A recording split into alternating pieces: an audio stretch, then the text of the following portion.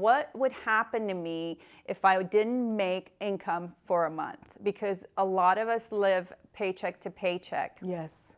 And we feel like, okay, we can't take that leap because it takes an immense amount of courage to risk not putting food on your table or paying your mortgage or your rent or your car payment or insurance. But somehow, by the grace of God, you have to have faith. Yes. Well, hold on, let me sip to that.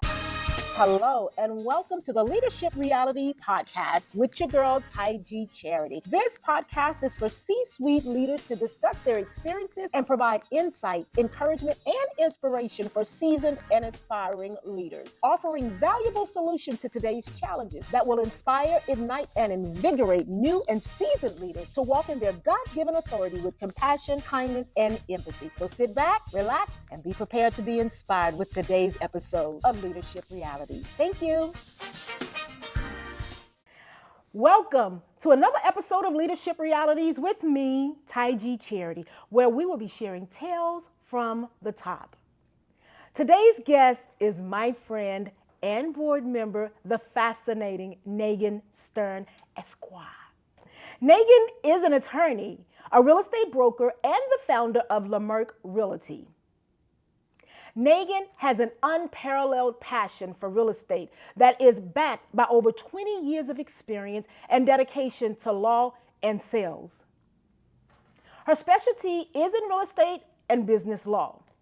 In 2007, she established her own law practice and real estate companies that's headquartered in Beverly Hills, California, and is now covering all Southern California and the greater Phoenix, Arizona area.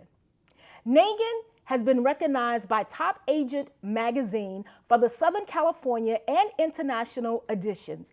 As an attorney, she's been featured in Scottsdale Air Park magazine. She has also recently been featured as a top business owner in the Business Innovators magazine. That's what I'm talking about, as a leading path of excellence. Community is an important part of Negin's business.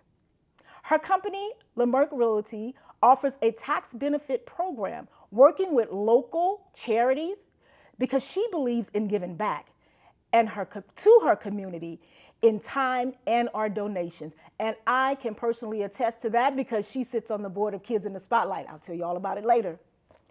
As a trained piano player and vocalist, she sings in a band called Surfing Everest with her husband and spends her free time on her ranch teaching her daughter how to tend to their horse, GSP dogs, and koi fish, and rescuing endangered honeybees, okay? I told y'all she is fascinating. Negin, welcome Hi, to the show. I am super excited to have you here, and I'm gonna try not to, I'm gonna try to keep myself contained, okay? Oh, you're so sweet. Welcome. Thank you for having me here. It's been such a pleasure to actually come and join you for this. I've been meaning to do it for a long time because you had asked me, and I'm like, I'm going to make it out there, and I'm going to do it today. Yes. I'm going to drive the 3 hours in this traffic because I got to see my girl. I do have to see you. Oh, and I love you for it. I love you. You too. Look, we're sitting in this studio, and I must tell you, this is the woman who stepped in the most crisis moment of us trying to secure this studio space. Not only did she step in as our broker to make sure that this deal went through without any hiccups and to make sure that I was a well-informed decision maker, but she also donated over 50% of her commission for the sale of this business to the work that we're doing. And I am so grateful for you. Thank you. Woo! Not trying to get emotional, I know. but that just speaks to the heart of who you are, and I'm so appreciate you. So let's just get into it, all right? Because if I go too much into it, I'll be a big ball of tears, and we won't get anywhere. We won't get anywhere. But thank you again. It's my pleasure. Yes. That's what we live for. It's just giving back and making others happy and lifting people up. That is our purpose, I believe, as human beings in life. So I appreciate that. And I believe that also. That's how we take care of one another. And we felt well taken care of through this process, and especially with money, because I'm like, we ain't got enough money. But your donation got us over the hill. So thank you. Thank you. So now talk to us about your company and your leadership. skills and styles, challenges, and all the things. But wait, before you do that, tell me, when did you first realize that you were a leader? I think sometimes leadership comes out of moments of desperation. Good point. Okay. Tell me more. Okay, so I would say the first moment, it was when I was in high school. Okay. And, back then we had challenges financially. It wasn't like I could attend to all those high school moments and games and things. And so having struggled through that, I had to become a little bit creative and innovative. It was like, how am I going to get money to attend this dance or go to the mall with my girlfriends? So I started, because at that point we didn't have printers and things of that nature that we do in our households now. Right. So I was, doing flyers and putting them up to teach other younger children how to play tennis and play piano. So I started earning money by advertising and going out and trying to get clients. Wow. So that started out in like first year of high school. So I would say at that point, I got a lot of accolades from my friends, because now they didn't have to pay for me so much when we went out, which was another point I wanted to bring up, because that gave me a sense of really lifting people up and sense of community when you have your friends like stepping in for you and supporting you, which stuck with me throughout these years. But I would say that was such a good point.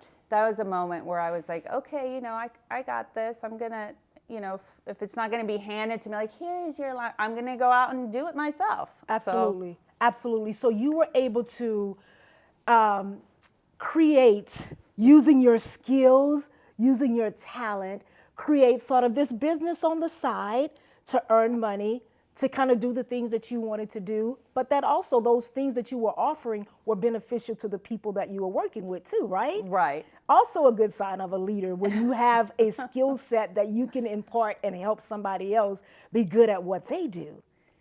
And I was reasonably priced. And reasonably, that's always helpful, right? Always, always, always helpful. Listen, but did you ever envision yourself as starting a real estate company?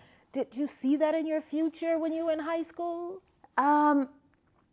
I have like grandiose ideas in my mind ever since I was a very, very small child. Okay. And I think those came about because I didn't grow up in this country. I grew up in Iran, and during the time I was growing up, we were going through a revolution and actually a war, a full-out war. Yeah.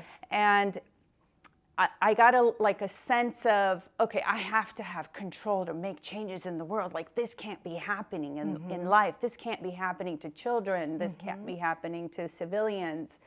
And so at that point, I was like, I kind of got this like righteousness, like, I'm going to change the world. And when I leave this country and I go to the United States, land of opportunity, I'm going to just use everything I can to make change. So I think from a very early point, I wanted to make change, actually.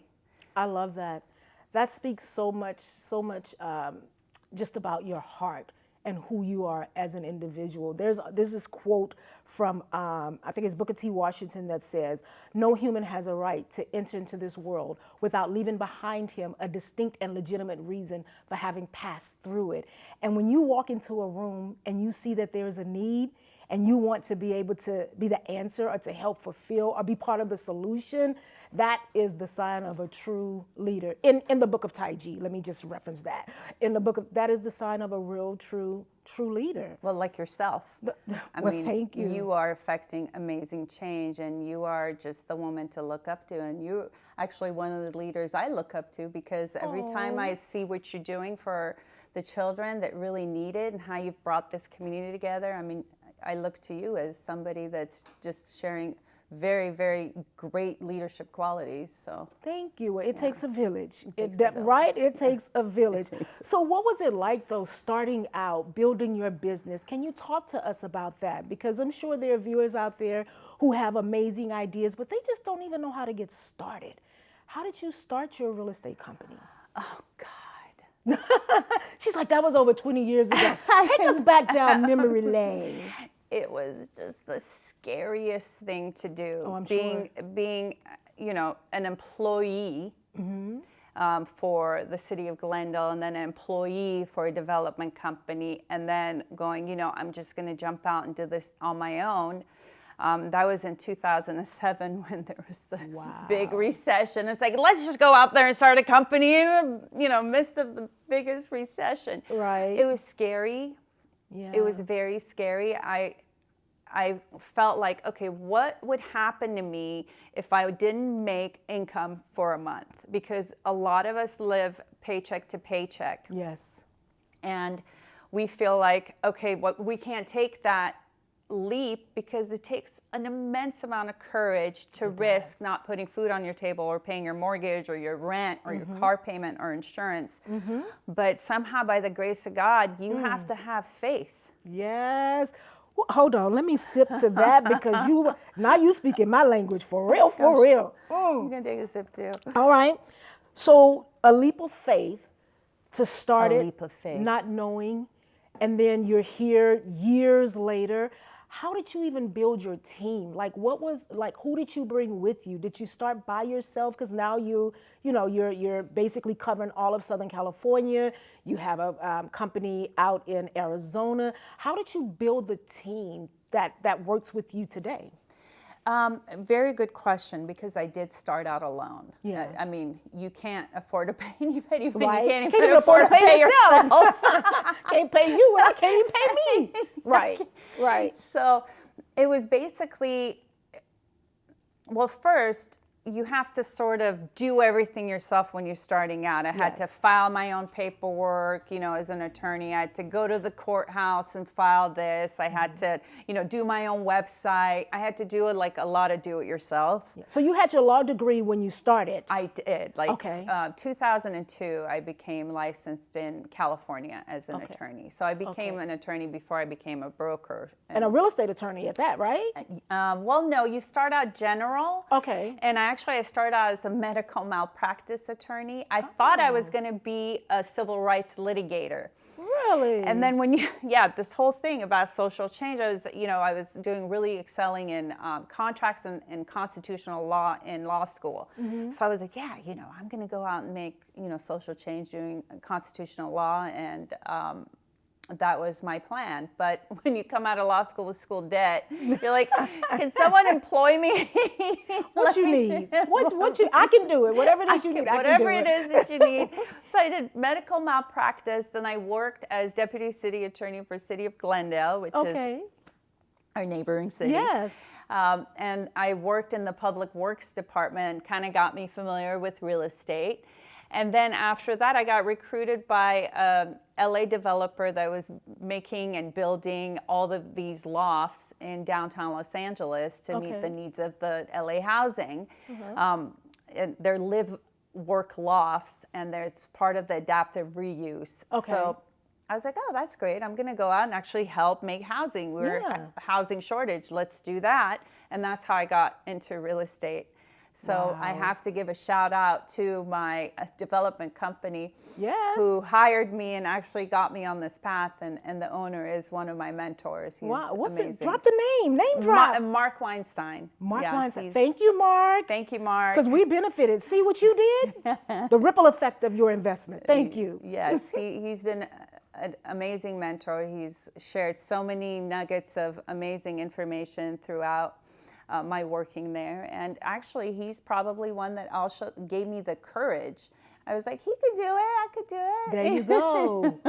I love that. So what were some of the roadblocks? What were some of the challenges when you were starting out? Like, how did you get your first client?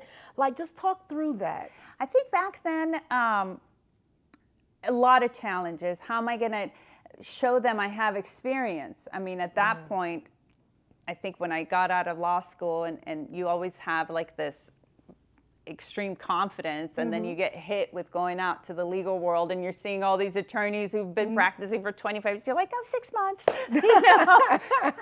And I got my little rear kick doing a trial against the city of Los Angeles. Actually, as part of doing litigation, we had a slip and fall case for one of our clients that fell and actually hurt herself, an elderly lady. So we went out against the city of LA, and I got plummeted in that trial. I was like crying during serious? trial because we lost. Not during trial.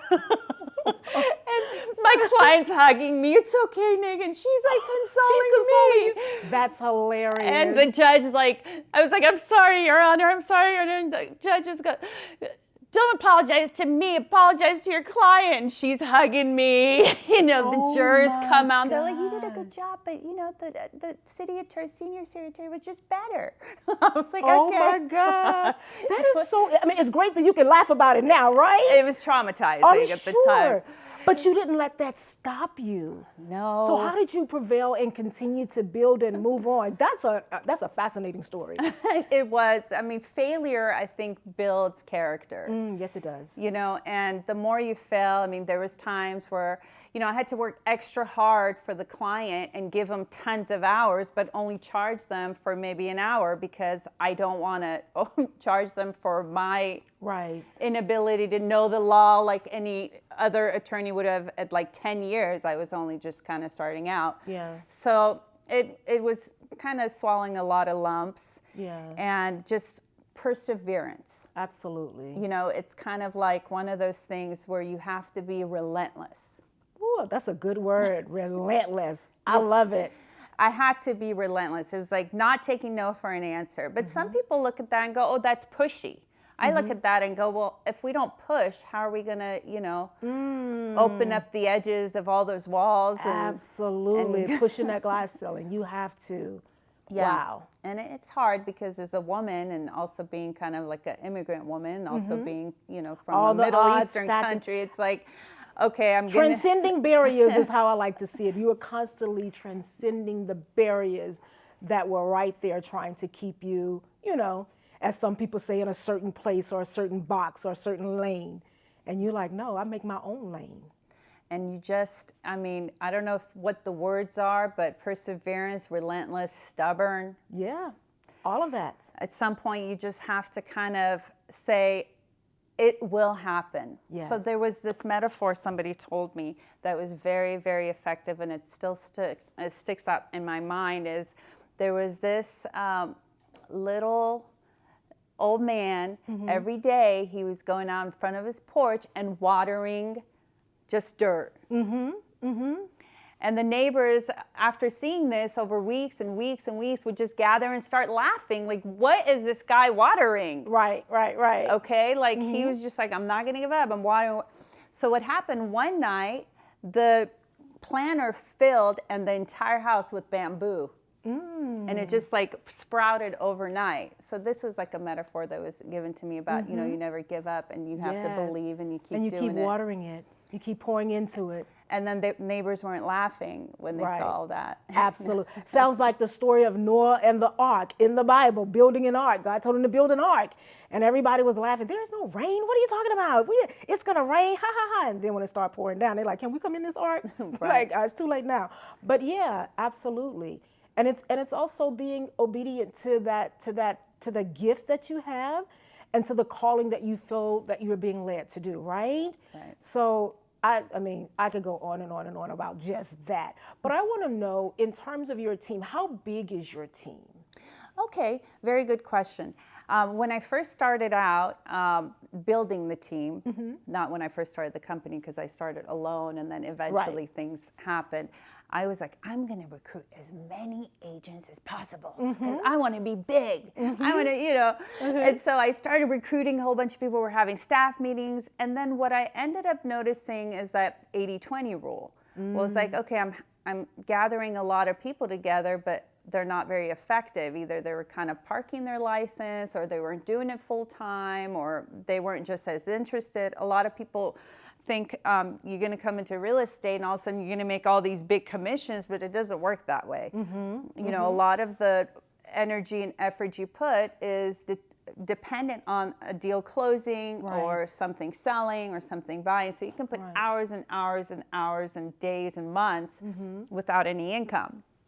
So what I did is kind of say, I don't want to incur a whole bunch of liability by having a lot of agents that may not be doing that well. And I want to focus on having a core team of really good agents that I either hand select or I train that are going to do great work and have the same values and integrity as I have for the company that they're going to give to the people that they're going to service. I love it.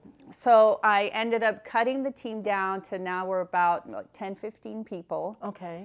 And between us, we're always hustling. We're always working. And we're whether the market is up or down, and it does go up and down. I think we're in a down cycle right now with the interest rates. But we're going to work on not quantity, but quality in terms of service and the people. Oh, I love that. I absolutely love that. And I love the fact that you realize having more people does not necessarily mean more productivity or more better outcomes for your company. So being the leader, you had to assess that, reassess, and then make the shift and decide, now how do I want to recruit the best agents to work at LeMark, right? Yeah, that's exactly it. And I feel really good about that because it's now within my ability to supervise and control the outcome because I give time and attention to each individual. I mean, I'm on the phone with my agents like all day. Oh, what are you going to do here? Oh, we'll do this. Don't do that. And make sure about the liability. Oh, disclose that. Don't, and that takes a lot of work, and people take the supervision aspect lightly, but we don't, because we just need to make sure when you do kind of the production or baking that cake that it comes out right every time. Every single time. Absolutely. So I want to even talk about, I mean, this is just so good. There's so many ways I can go, but I love the fact that you have this hobby too. You sing in a band. When I found that out, I was like, say what? How did this get started? I know you said when you were younger you played piano and you taught others how to play piano. Tell me a little bit about this band. Okay, this is like such a great story. Well, when I I've been singing for a long time. Okay. I actually had this fork in the road before I started law school as to whether I just continue with singing or go to law school.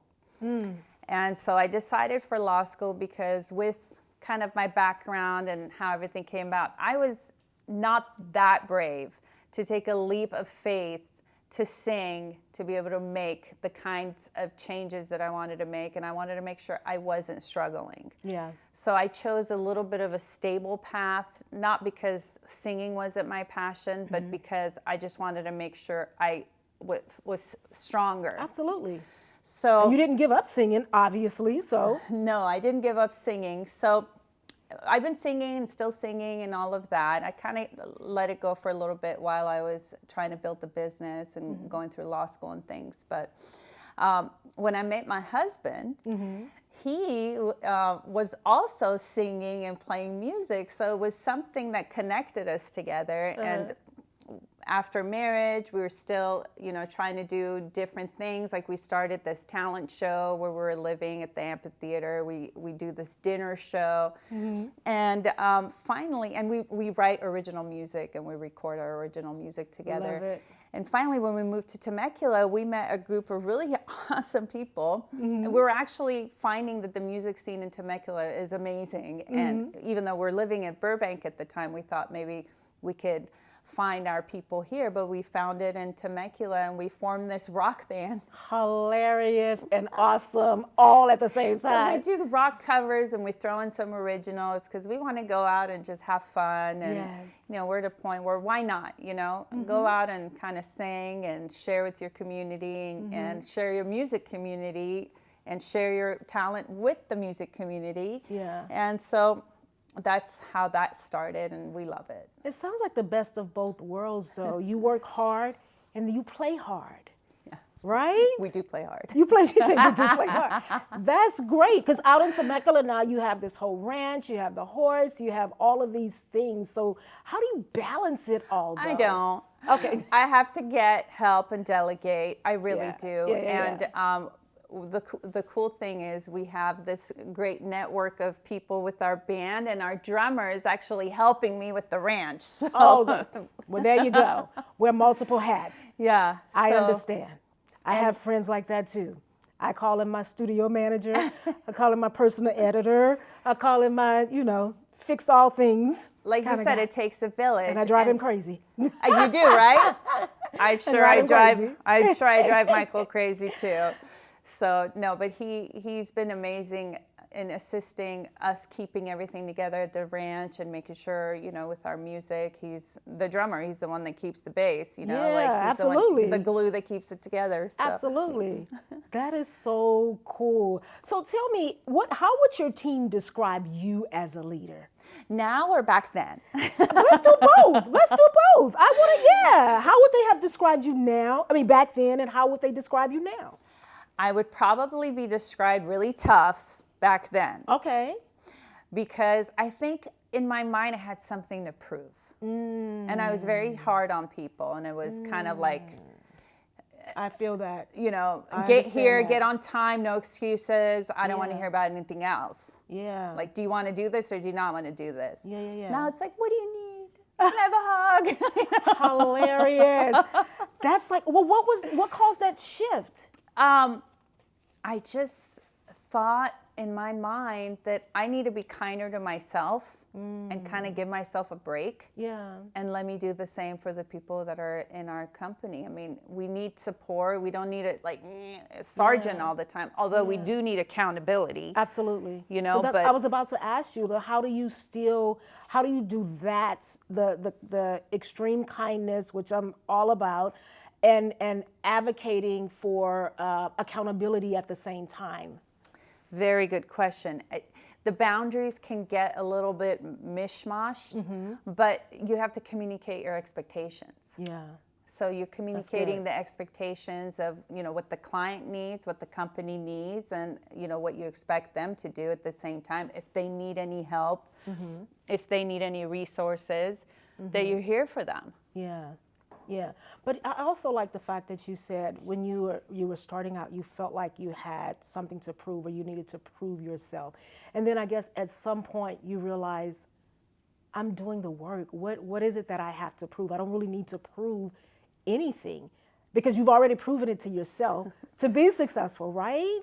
I sometimes doubt it in my mind because, I think when you're a driven person and you have all these ambitions, you're constantly a little bit in the back of your mind, am I doing enough? Is this enough? Yeah. Oh, no, well, this is not that good. Or, blah, blah, blah. And then you keep, maybe it's like a negative self-talk to keep pushing yourself. I'm working on that. Yeah. And that's why I'm trying to, what I realized is for you to be a good, healthy human being, it's not just being good at your work or being a career person. I mean, I want to be a good mom. Yes. I want to be a good wife. I want to be a good friend. Yes. I want to be good to myself. I want to be healthy. I want to eat well. So Yes. this has taken some time to kind of like get all the pieces and do, but it didn't happen overnight. Right. It's been sort of an evolution, and I really went at my work and my studies and everything really hard because I kind of grappled onto them as kind of my survival net in this world.